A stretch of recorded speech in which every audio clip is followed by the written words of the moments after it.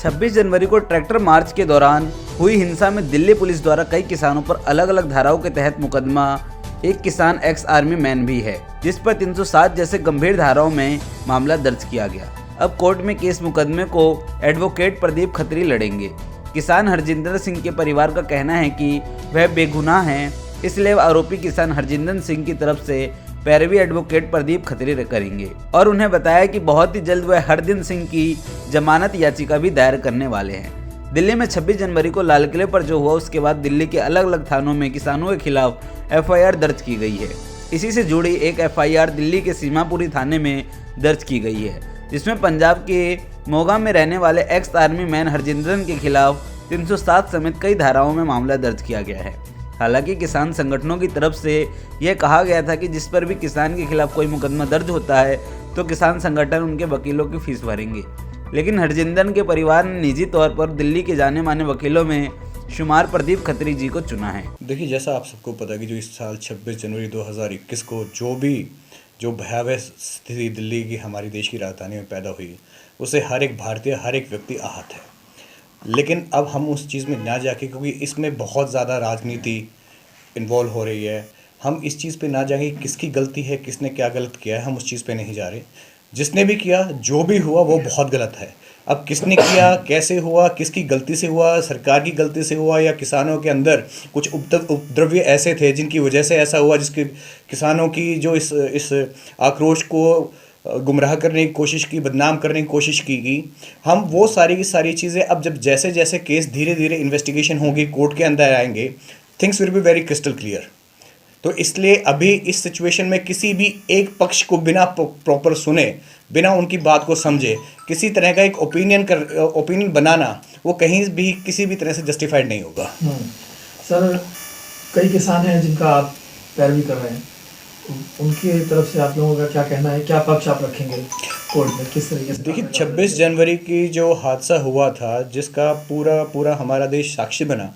उसके अंदर करीबन 7 ऐसे किसान परिवार हैं जिनके खिलाफ मुकदमा दर्ज हुआ है। उन 7 परिवार 100 के आसपास हैं, जिसमें से 7 के आसपास परिवार ऐसे हैं जो मेरे संपर्क में हैं, और वो अभी हमारे इस पे मंथन चल रहा है कि इसको जो अरेस्ट हुए हैं, उसमें जो 7 परिवार के व्यक्ति अरेस्ट हुए हैं, उसको कानूनी लड़ाई को एक सिरे तक कैसे लेकर जाए और उनकी जो कानून के तहत जितने भी उनके अधिकार हैं, उनको इस्तेमाल करते हुए उनको इस चीज़ से बाइज्जत बरी कैसे किया जाए। अभी मेरे संपर्क में 7 परिवार हैं और 7 परिवार में से एक किसान परिवार मुझे ऑथराइजेशन लेटर दे चुके हैं कि उनके तरफ से जो भी कानूनी लड़ाई है वो हमें लड़नी है।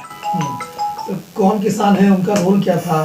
क्या मुकदमा दर्ज हुआ है उन पे, और आप उनकी कानूनी लड़ाई किस तरीके से करेंगे? देखिए, अभी आपको ये पता है, इस विषय की गंभीरता को देखते हुए और इस केस की सेंसिटिविटी को देखते हुए मैं ज़्यादा चीज़ें आपको डिटेल में नहीं बता सकता, लेकिन आपको यही बताना चाहूँगा, जो व्यक्ति जिसने मुझे ऑथराइज़ किया है, जिसकी वकालतनामा मेरे पास है, और the person who has given me direction कि मैं उसके लिए उसकी कानून की लड़ाई कोर्ट में जाके लड़ूँ,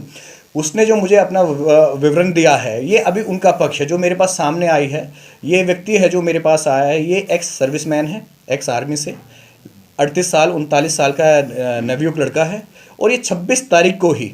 देखिए, मैं आपके सामने जो चीज़ रख रहा हूँ, जो पक्ष उनके परिवार के द्वारा मेरे सामने रखा गया है, और जाहिर बात है जब हम कोर्ट में जाएंगे पुलिस का पक्ष बिल्कुल दूसरा होगा। अभी किसकी गलती है, हम यहाँ पे वी आर नॉट द जज राइट नाउ, हम आपको सिर्फ पक्ष बता रहे हैं कि उनके हमारे पास क्या जो उनका विवरण आया है, जो उन्होंने अपना पक्ष रखा है, कि उन्होंने बताया कि जो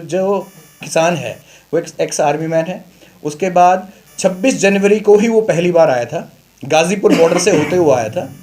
उससे पहले उसने किसी भी आक्रोश में या किसी भी किसान के आंदोलन में पार्ट नहीं लिया। वो 26 जनवरी को जो ट्रैक्टर परेड थी उसका हिस्सा बनने के लिए आया था यहाँ पे, और उस दिन, जिस दिन ये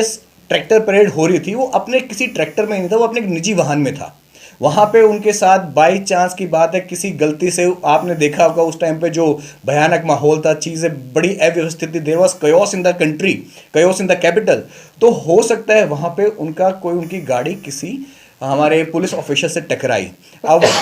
पुलिस ऑफिसर से टकराई, उसके बाद उनके खिलाफ मुकदमा दर्ज किया गया। अभी वो कस्टडी के अंदर हैं, वो मंडावली जेल के अंदर हैं।